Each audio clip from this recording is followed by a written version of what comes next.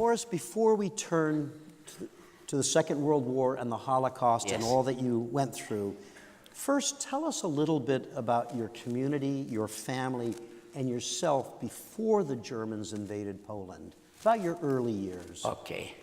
Well, I was born in Czechoslovakia, which when my mother was to be getting birth, she went back to her parents in Czechoslovakia, is where the Black Madonna is very well known in Poland. But we lived in Dąbrowa Górnicza, which is a city in Silesia, Schlesien, not far, about by cars, only 5 minutes away from the German border, which is Hindenburg, Myslovice there, all other counties. And I have a lot of Polish friends, and it didn't make any difference if I'm Polish or Jewish. I have a lot of friends with Polish. They all like me and I like them, and we went together out and so on. Didn't make any difference. But things changed in 1939. Before we turn to that, Morris, just a couple of other questions. Tell us about your father's business and what happened to it after Hitler came to power in Germany in 1933, well before the war began.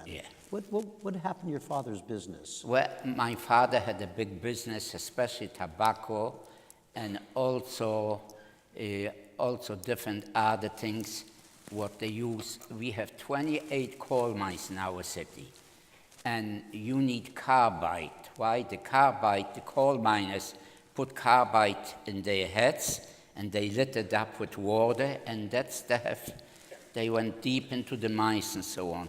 In fact, in our city, some streets that they didn't allow no cars, no horses to go, because the whole road fell in, deep into the thing. Right. And all the organizations, different organizations, had free there because it didn't cost no money to rent this. It was empty anyway, yes. And it was very good, but things changed when the Christianite started out in Germany. So even my friends, they put out brown uniforms, the hats and things, and started boycotting the stores and knocking out windows at Jewish stores. And of course, we have good clients. We only have Polish clients, non-Jewish at all. And they stood at our store and chased away, thinking, you are not going to stay here and boycott the thing. But anyway, it didn't help. We had to close up the business, and it was getting very, very bad since then on. Morris, before beginning to talk about the war, tell us a little bit about your family. You came from a very large family. Yes, we came from a large family, but it was one father and two mothers, but it didn't make no difference because we were together like brothers and sisters. Didn't make any difference. We loved each other, and we lived very, very fine. And I have a lot of Polish friends also. And in fact, my father was religious, so when came, so we closed the store for Saturdays. But Saturday evening, usually because it's very early after Sabbath, so they went to open the store. And I have young girls, Polish girls and guys, and we had a ball. My sister cooked up a vichyssoise for my friends, and then we walked out under the arm. We were only 14 years and 15 years under the arm, made out that we big shots, you know. We were very proud. And we were bad also, believe me. If you think here are bad boys, I wasn't so good. So what happened, we had 10 o'clock, they closed the big gate. It's a big iron gate. So all the time to open up after 10, you give him something. He opens till he walks there. So we put like a nickel, put a hole with a string, and when we gave him, he pulled him. Oh, I pick it up. This was not the worst thing. And he used to sit on the step because he can't hardly walk. What did we do? And you think I wasn't bad? We put thumbtacks on the way he sat down, and boy, did he scream. So it wasn't nice, but we a bunch, we went so good. And then where we lived was a big garden there, so we got one, ran over the gate to the garden, we picked apples, we picked tomatoes, we picked everything, and then we went, gave it to a store for a couple of candies. And once, what she did, the woman there, she saw where we come, so she put the, I think, water, bar with water. When he went in there, he ran to the water, he thought he's drowning. So that's how I tell you, we were not such a good guys, but we were okay. Morris, as you mentioned a moment ago, you lived very close to the German border. Yes. And you saw the Germans right after their invasion of Poland on Yeah. September 1st, 1939. Yeah. Tell us what you remember about the invasion and what happened right after the Germans came Well, in. I tell you, there were a lot of German Jewish people that they got thrown out from the Germans because their grandparents came from Poland, so they shipped them over to Poland. They didn't know where to go or anything. So every Jewish person has to give up a room and bring in some people to feed them and everything, which we had a big home there, our own home. And so we gave up their room for a couple to sleep there, and we gave them food, everything. But we got to help out each other. But what happened was, first thing, when the Germans come in, they didn't want to do the dirty work, so they formed a Jewish council. The Jewish council consisted of 10 people with the president, and whatever they need dirty work to do, the Germans didn't have to do by themselves, but they asked the president, and he has to do what they tell him what to do. Otherwise, they get shot and get the other ones. So what can they do?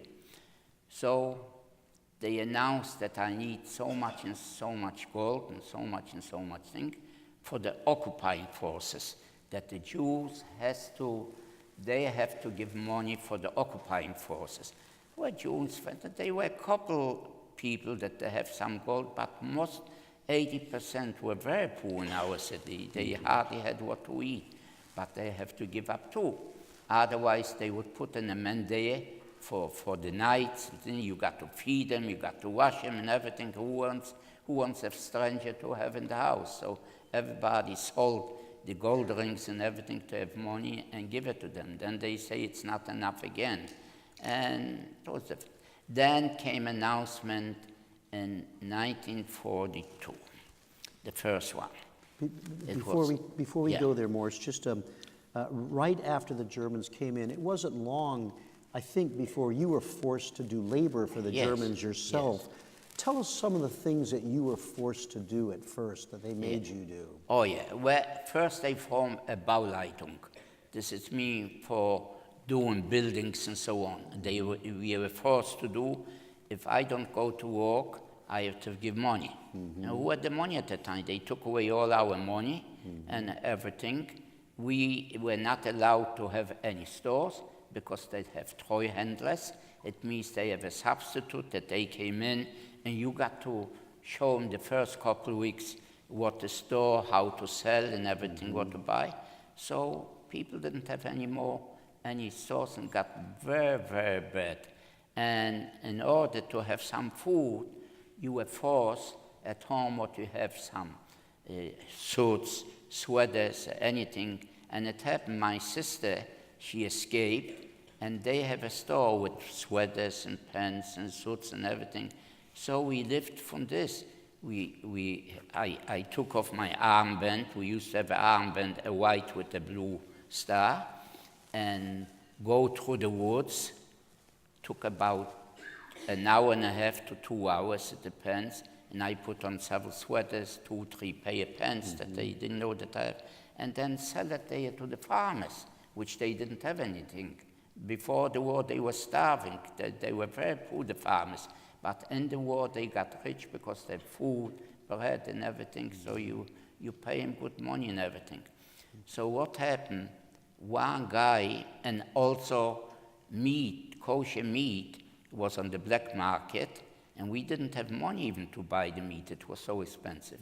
So my brother and I went over to the butcher's where we bought some kosher meat, came home, we sold it to the rich people, and with this money, what was left, we lived, because they took away all the money and everything. But this didn't help much. The guy that was walking with the butcher was waiting in the woods. When we came by, he took away the meats, that we took money from other people, and when he says, if you do armed war, I get you to the SS right away. So we were afraid, so it stopped, so we stopped going for meats, and it was very, very, very tough. But we still have some suits and everything. We went, and I slept over there because we were afraid to travel. We didn't allow to travel on foot. I went to the woods and everything. And I remember, like now, it was very cold. So my father gave us a little vodka to drink to keep warm, yeah. But soon we came to the forest. It was so hot that I have to take off some sweaters and everything. And this didn't help. Somebody told us, and my brother had a beating and ice cream. I didn't get nothing, but he had about 50. Then we had to walk a new police station with 3 buildings there. So the last building, we kept all the paints there and everything. And happened a policeman there, the police station, that took away from my brother everything. He came over here. I need coffee, and I need silk stocking. You give me this, and you have plenty of meats and food. So he came business with my brother, he did. This police officer? Yeah, the same officer beat the heck out of him. Yeah. So we bought him silk stockings, other things. He gave us all kind of meats and everything. He took away there from the butcher, and that's how we lived. Morris, I mentioned earlier that you had this, you were an amazing stamp collector, internationally known. At some point, you had a police officer came and took your stamp collection. Yeah, what happened, my sister looked out the window and she saw her friend on a bike, and she forgot to put on her armband with the Star of David. She's Jewish.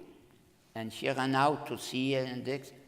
So the policeman now came in with her that she's going to go to jail. She didn't have the armband on, and he saw I'm collect stamps. I said, you a stamp collector? Yeah. He says, you don't supposed to have. He gave me a little thing that the German government would pay, like you pay, that's how the German government pay. He took everything away, and this, don't forget, at that time, you didn't have computers, you didn't have other things like here, but they were stamp collecting actually the only hobby that even kings and things, because I remember King Farouk from Egypt and King George from England, they all collect stamps in this, because this was, you didn't have any other things. Today, of course, to buy stamps, it costs a lot of money. He wants to buy now stamps when they get You said when he took your stamp collection... I cried so bad. He will pay me back. For months I cried.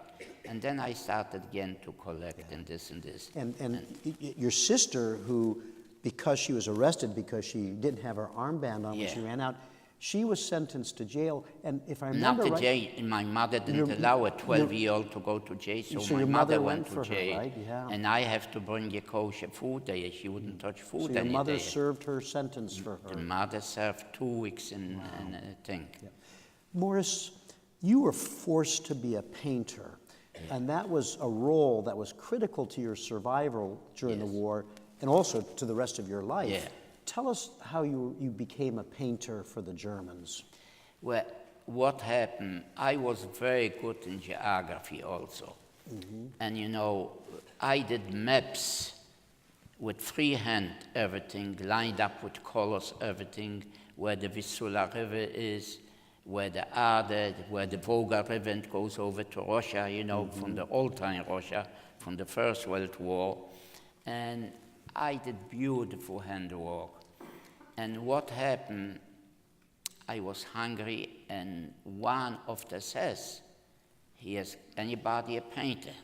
This was the SS said this, is anybody a painter? Yeah, Ludwig. So he asked him, and I kept what? I'm 17-year-old, and I'm going to tell him I'm he was kidding me that I'm painting. One from our city had a big mouth, Ehrlich, never forget him.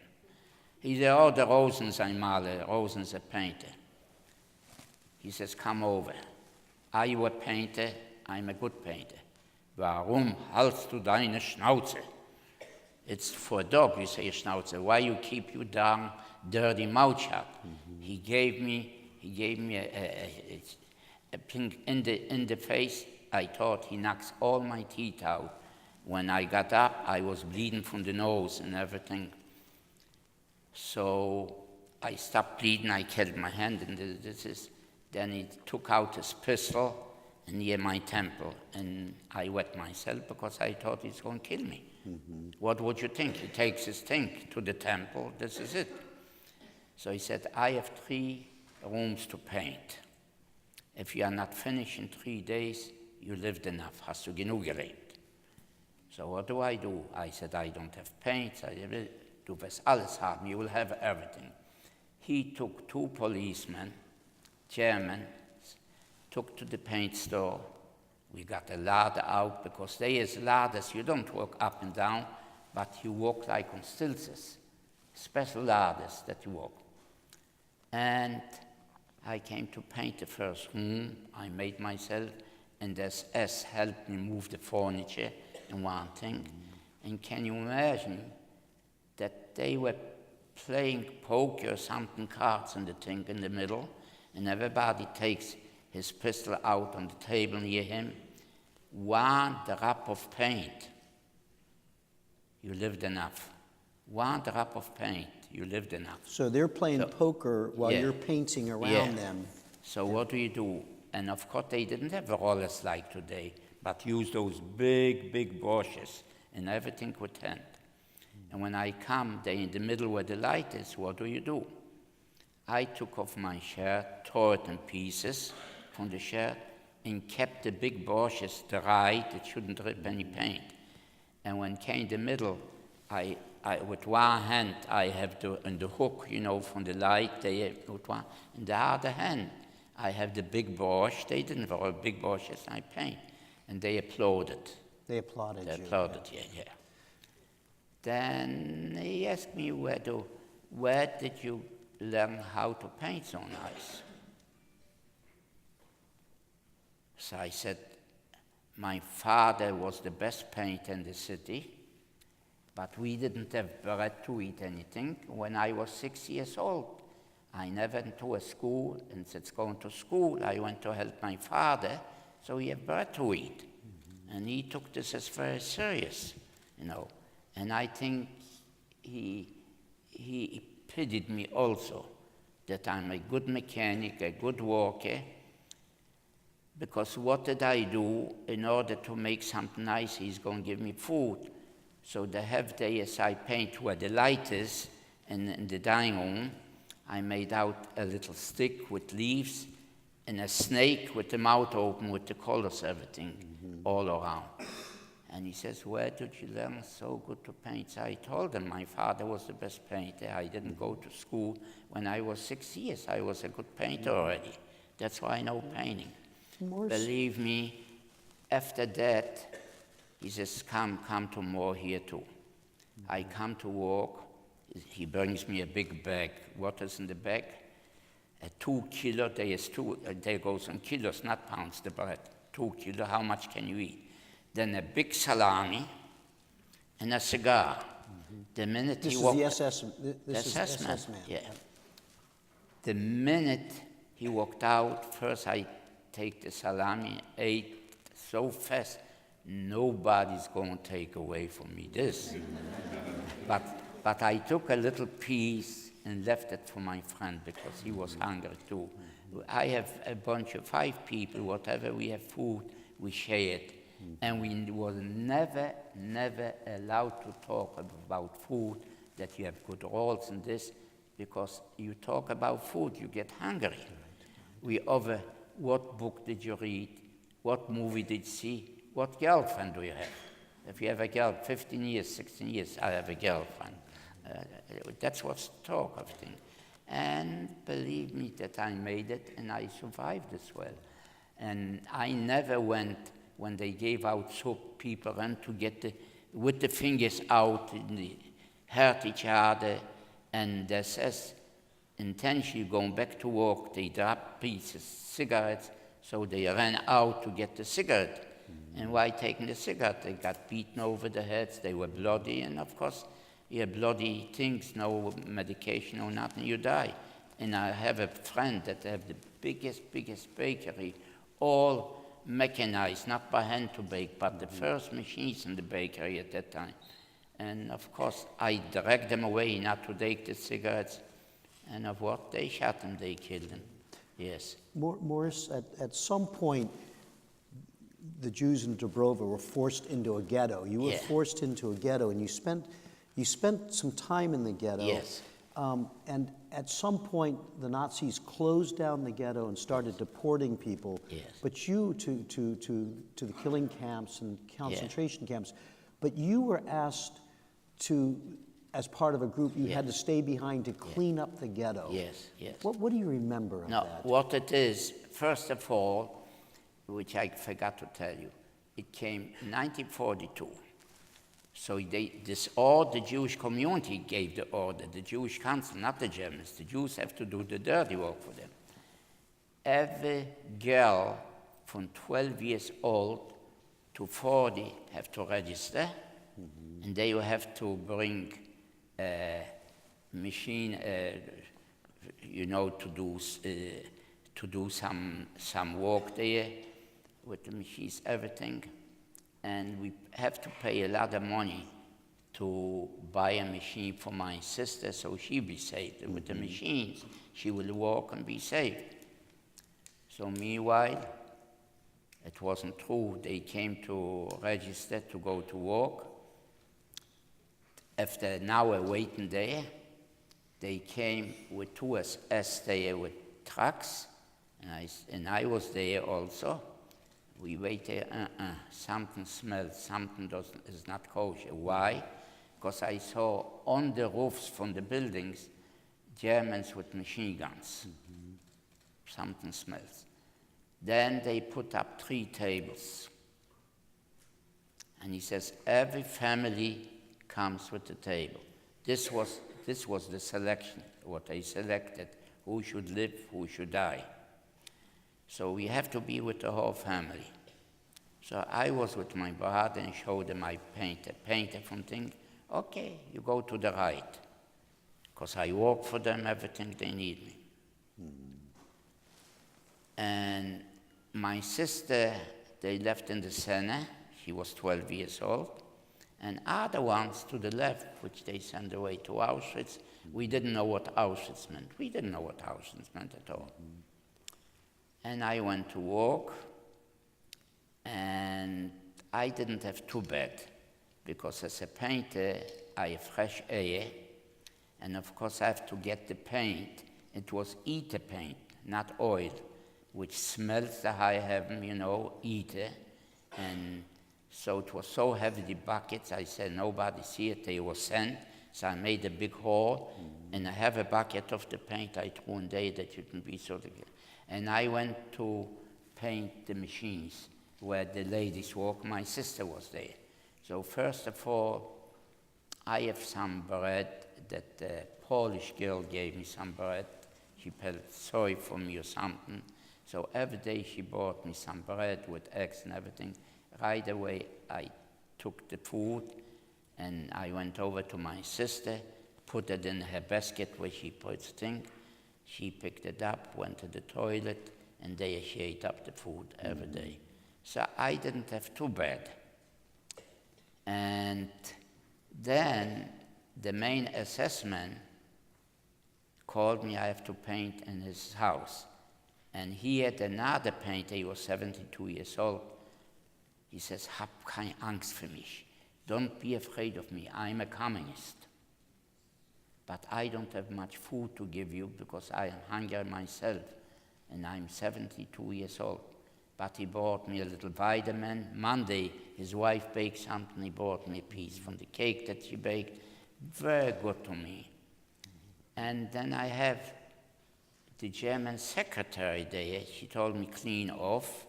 And when I cleaned off the room, throw out, and she packed a sandwich in a reed, not paper napkin, but a reed napkin, white. And you have, look what you have there. So when I opened up, were 2 rolls in butter with 2 hard-boiled eggs and a fruit, a piece fruit. My God, do you know what it means when you're in such a place, hungry and everything, and somebody is still decent? I bless her so much, and I wish the luck that nothing should happen, anything to you, because you still feel you get a nice person, that, and the worst thing, and you have some help of it, what this means. And she was very, very, very nice to me. And not only this, she had to take me back to the camp. And when I passed the guard, she stuck in a roll with cheese and egg in my pocket. In your pocket. And then I gave it to my sister, because if I have to see the doctor, I have to go through the doctor's thing to the thing, and I gave it to my sister, and she gave some food to her friend also. Morris, your sister was, after a time, your sister was taken to a camp called Greenberg. Yes. And you thought you were going to go to Auschwitz, be sent to Auschwitz, but you were able to get to Greenberg, which I believe was a women's camp. Yes. But you were able to get there because you wanted to be there because of your sister. Tell us. What happened, I painted for Ludwig. He's the assessment that he sent everybody to Auschwitz. But he liked me. I know, maybe because I painted, near the candelabra with a nice thing. Where did you learn to paint? Right. So I told him my father was the best painter, and that's why I learned good to paint everything. He felt sorry for me. I mean it. He showed me such a nice thing, how in the worst time you find still a little decency, whatever it is, in the worst man, little decency. And so he was able to get you to Greenberg, wasn't he? Oh, yes. Yep. So when he says, you are not going to Auschwitz, you get to a labor camp. So I stood up at attention. He was a Unterscharführer, he called. So I called him Oberscharführer, higher than almost to a general. And saluted to him and begged him, I don't know nobody from family, I have only a sister, can you send me to my sister? He says, where is he? Greenberg, Niederschlesen. He says, das ist doch ein Frauenlager. This is a women's camp. He says, don't worry, you will end there. What did he do in Greenberg? About 30 miles away from Greenberg was a men's camp, 80 people men. They built a new barrack near the women's barracks, and they moved 80 people, 80 men. And he moved me there. And while moving, I was still in Theresienstadt camp. Was there a man with a woman? She became Catholic. She was Jewish, but became Catholic. But doesn't matter, she has Jewish blood. And they tell me to put my suitcase, I could hardly walk. So I took my suitcase, I threw everything away except the toothbrush and photos, that's all I kept. Because it was too hurry. And because the assessment pushed me, mach doch schnell, go faster. Why are you going so slow? I couldn't, with the heavy. And then that man there became the head of the camp for men. So he started to give me food because I had different food. But then we walked in Waldau. This was a farm, apples and pears. And why he was so nice to me, I stuffed full apples there with a string, all loaded up with pears. You put pears inside your pants? Sure. I put with string, and that's how I walked to give him something. And then he saw that I'm a lot of food that I give him, so he stopped giving me food. And you were able to see your sister during that time. Oh yes, because I went to a machine where she works. I saw it every day. But then it became this was a labor camp. Right. But in September 43, it started to get it was no more labor camps, but concentration camp. And I was sent to a concentration camp. My God, it was one of the worst.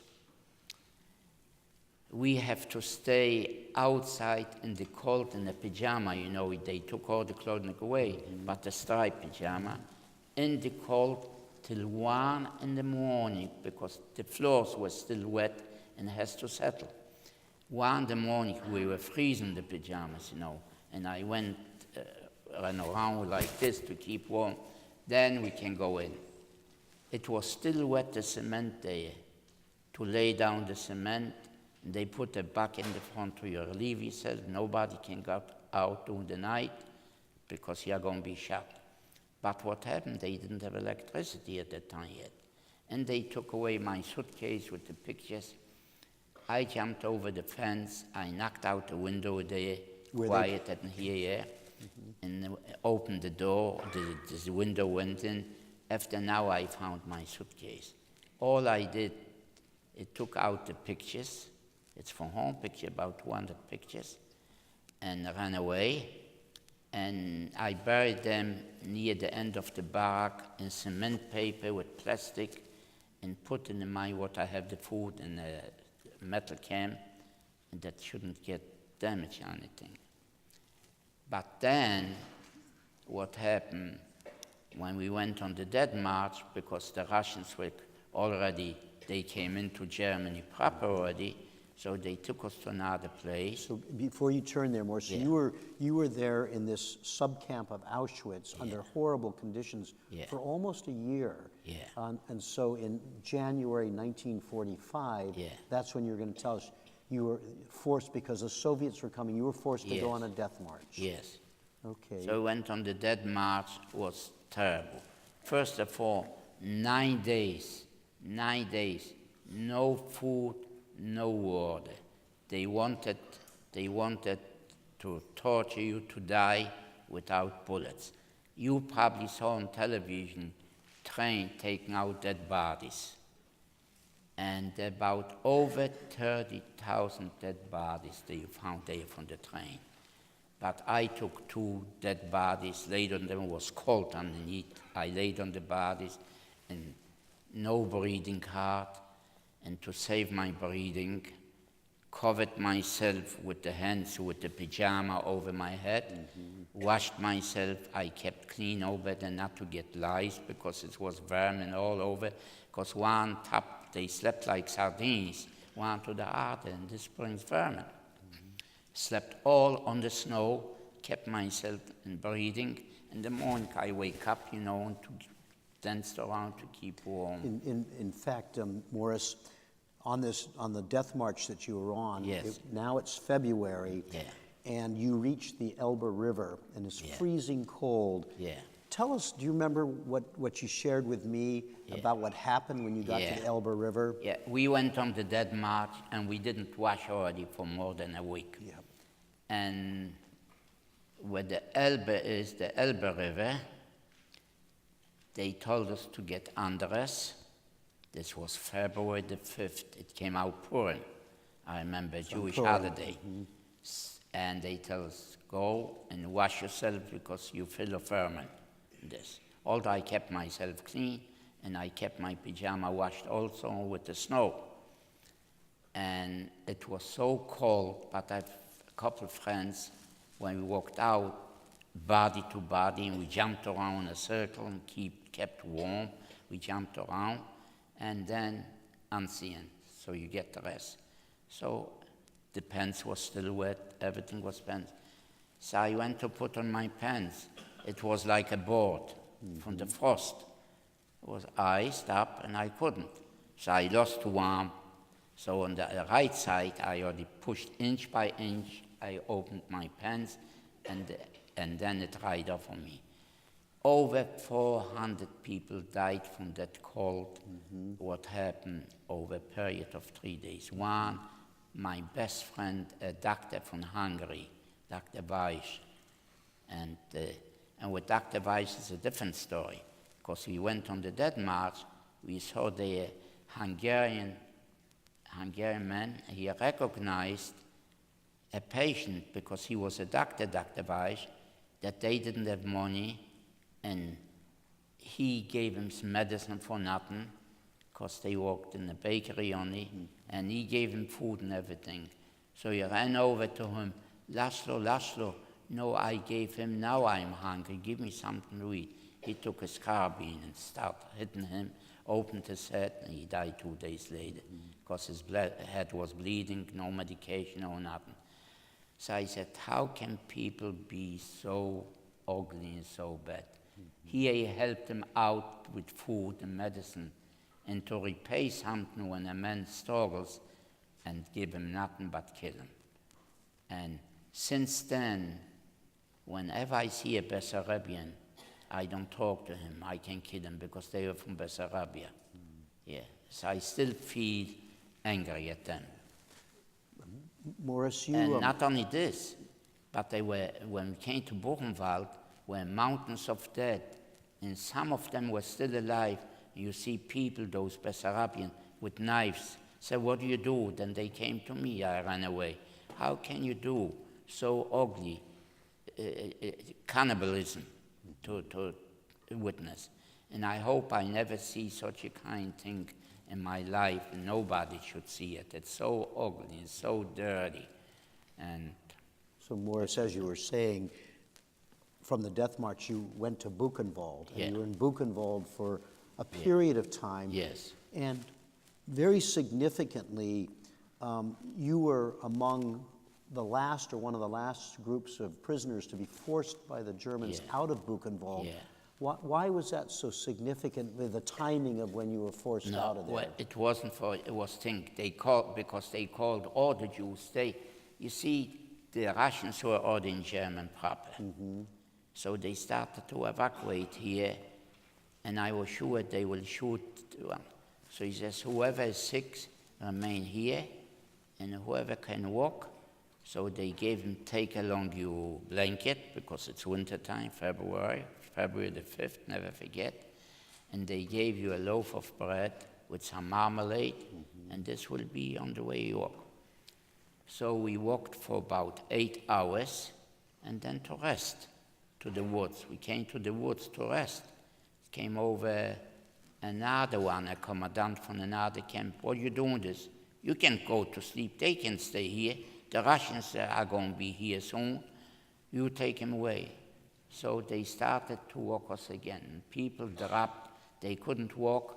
A bullet in the head, and they let them on the ground. So many people died. They were hungry. How much can you walk? It's impossible. My legs got swollen from all the walking.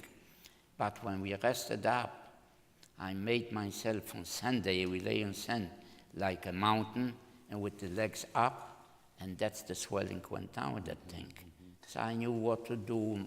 I don't know, I was very smart and inkling what to do and help myself.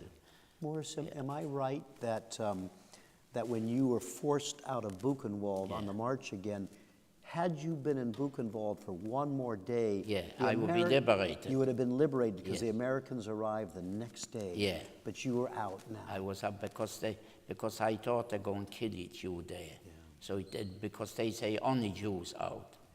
So I said, I go out. And I said, so far I'm lucky. Maybe I'll be lucky. And one little boy from my city, this was before yet, we stopped at the train, we had to get off the train because they came 2 Russian planes and shut up only the engines from the locomotives. They saw it's people's prisoners, they saw it. And so they came every 5 minutes, shut up the locomotives, that's all. So he begged me, come here, I'm between poles, they would know that you're Jewish. I says, no, you come with me.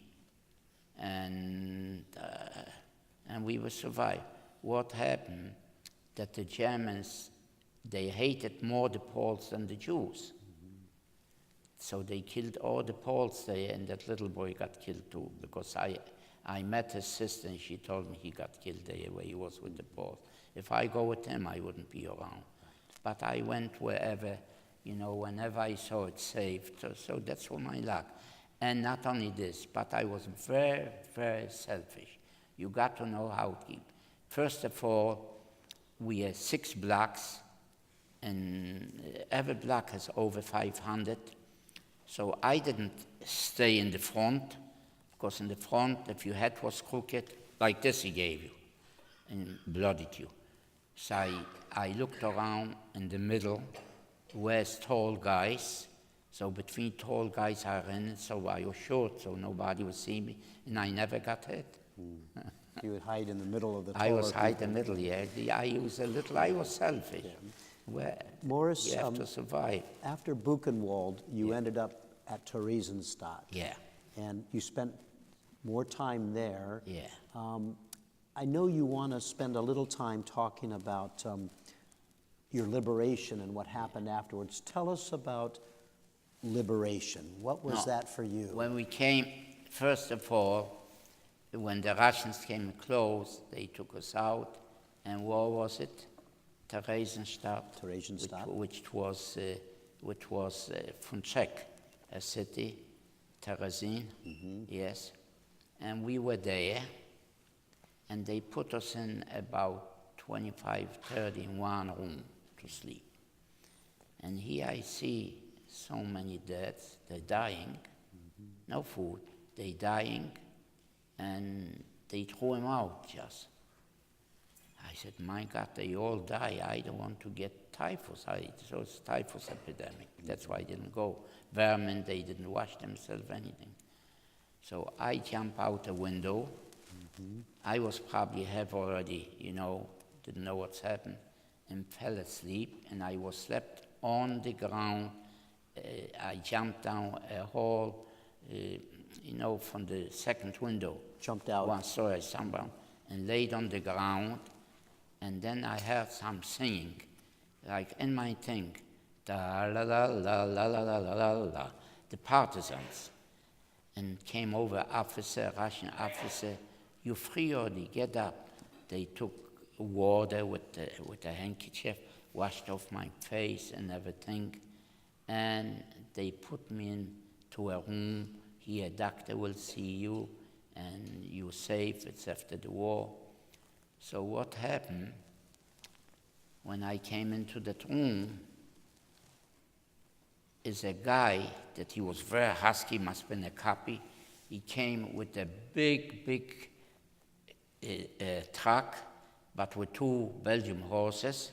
He didn't have any gas for the truck. Oh, is it so being pulled by horses? Pulled by horses. Okay. He came in, and it was paper money from the bank, 100-mark bills, and people had diarrhea, so he put a hook in all the money. And go know what he thought the money was going to be. It was good for another 2 years. I would have at least 10,000 mark.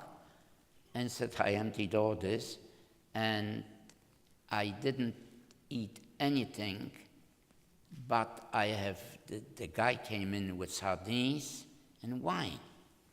So I ate about two cans of the golden boxes, this Portugal card, the sardines, the best, with the oil. I ate, and then I didn't have water, so I drank about 2 bottles wine. I have plenty wine there. On the 3rd day came in a Czech girl, a nurse. How come you didn't come to the doctor yet? Everybody went to the doctor. We should know if you're ill or not, and this. Go to the doctor. What did you eat? So I told him I had a good time. I ate plenty. He says, you lucky son of a gun. The sardines would kill you because you have nothing in the stomach, and this is too fat. If not for the wine that neutralizes your stomach. And from then on, believe me, that every evening for supper time, I take a glass of red wine. You got to do it. Morris, you, somehow or another, a brother-in-law found you.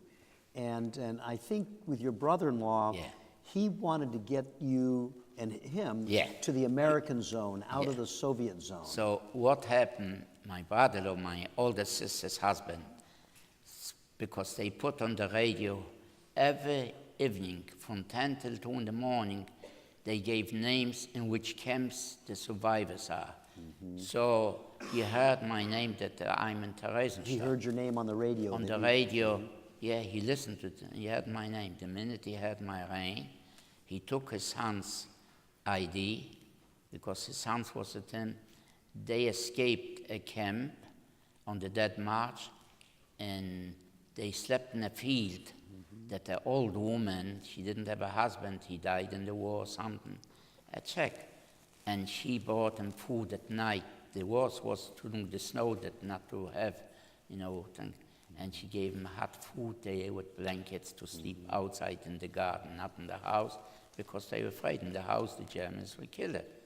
Yes. And he saw me, and I lived in Weiden at that time. He calls me up, and he lived in Nuremberg. He says, "Don't you want to listen to history?" And history is being made. This is after the war. This is the next year. Yeah, right. This is 1945. 45, okay. 45. So he says, "I want you to come with me," because he was a Jewish, He's a journalist, a right? journalist. Yeah. But he had here a Jewish journalist, a survivor Jewish journalist, and they let him in. And he was smart, oh my God. So I went with him, and we got up. Then he came for me, picked me up. And there was nothing. We have to wait all night long. All the train was full. The train was full with the people were in camps and this on thing. So he pushed me up on the roof from the train. He jumped up. He says, "Don't you lift up," because he was afraid. Why? I said, "Lay flat." And he held me with his hands flat. I shouldn't fall down. On the roof the of roof the was train. full. Oh, the roof was full with the train. Yeah.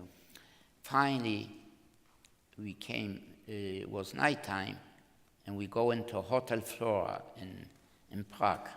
The hotel, they gave the hotel for refugees for nothing. So I come and lay down, and this was during the night, 3 in the morning, came in Polish women and Ukrainian women that they walk in the fields, not in camps, but in the field. And they start come out to the bed, to go into the bed with them. I was so afraid. My brother-in-law, he lost his pants. He went without, because he won't put on the pants. They grabbed his pants, They needed something. And I ran out. When I came out, I saw in the lounge there, I washed my teeth. So came there a boy, a nice boy, a redhead with things. And he asked me in a nice Polish way, can I loan him my thing that he can brush his teeth? I look at him, and I knew that the sun is coming. I says, "Monik." When he heard Monik, he jumped on me. Then he knew that his father saw me in this. We jumped on each other, and boy, I tell you, such a smart man. He speaks so many languages. So in the morning, we in Prague, come on, we are going to have some fun. So we took a kayak. We have to leave the pants there if we don't come back. Yeah. Came a kayak, so right away were 2 Russian soldiers with 2 girls. So he came there, and he knew so many languages. You have to have 2 girls. Can't you have one and give one for us? You share things today. They were so angry, they wanted to kill us. So first he went on thing, and we ran away, and we left the pants. You left the pants. So I have to wait till the evening to get new pants. Morris, when you realized that you were liberated, the war was over for you, you said to me that then you had what you thought or you called the worst day of your life after the realization. Oh yeah. Say a little bit Well, about that. I tell you, when I was liberated, my brother-in-law ran away. Right away, he takes me to a restaurant. It was a little restaurant. Your brother-in-law. My brother-in-law. We go up, and I see the table with the white tablecloth, with the real knives and forks and spoons and everything, I started crying. I'm still human. I'm now back. Because you ate with your finger. You didn't have no tools with the finger, the soup and everything. And here I have nice tablecloth. I cried, so he calmed me down. Then we go to bed. Pillows, new pillow with new bedding and everything. I cried, and my brother said, don't cry, it's all right, don't cry, it's all. But I said, look, now I'm a human again. It was unbelievable. I cried all night long, and I couldn't believe that I'm a human again. And it's also when you said to me that you all really began to think about all that you had lost, the family members. Then I see I lost my parents, I lost my sisters and a brother. I says, see, when you in camp, you live like a wild animal. You don't think about your family. You live to live till tomorrow and see maybe I will outlive the war. So I lived like an animal, like a wounded dog. That's all. It wasn't easy. Believe me, it wasn't easy. Every minute I thought I'd be dead. When I saw the way how they beat us with the shovels and everything, I'd be dead. And I was very, very careful. When I saw them hitting day, I was already on the other side. I was very quick. So when I didn't get once, I got hit just in the back. That's all, with a shovel. That's all. Morris, we're about to close the program. We could spend all afternoon because you so much you weren't able to tell us. We're going to hear again from Morris to close our program, but I want to first thank all of you for being with us today. Remind you that we'll have a first-person program each Wednesday and Thursday until the middle of August. So if you can come back, that would be wonderful. But each of our programs are also on the museum's YouTube page. So you can view all of our programs, of which we have 44 this year. So we hope you'll do that. Unfortunately, Morris had so much to share with us that he wasn't able to get to, which meant that we didn't have time for you to ask questions. But when Morris finishes, Morris is going to stay here on the stage, and we invite anybody who wants, all of you, who want to come up on the stage and meet him, shake his hand, get your picture taken with him, or ask him a question. Please absolutely feel free to do that. And when Morris is done, one more comment. Our photographer, Lolita, who's right here, is going to come up on the stage and take a photograph of Morris with you as the background. So we hope you'll stay with us until we get that done. It's our tradition at First Person that our first person has the last word. Thank you. So Morris, share your closing thoughts with My us. last word is, please, please, please, be kind to each other. Don't be angry at no. We have the same God, we have the same blood as each other, and all the time be very kind to one another, that we should have no such bad times, wars and killings and so on. You can see what goes on after the Holocaust.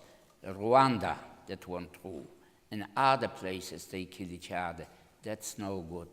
Please, please be kind to each other and make friends to each other, and no bad words or to be angry at one to another. This leads to the worst thing, and we don't want any more Holocaust around the world. This should be the last one. And thank you for listening, and God bless you. And if you have any questions, don't hesitate, ask questions. But if I can't hear, Mr. Manson will give me the questions. Thank you so much, and thank you for listening.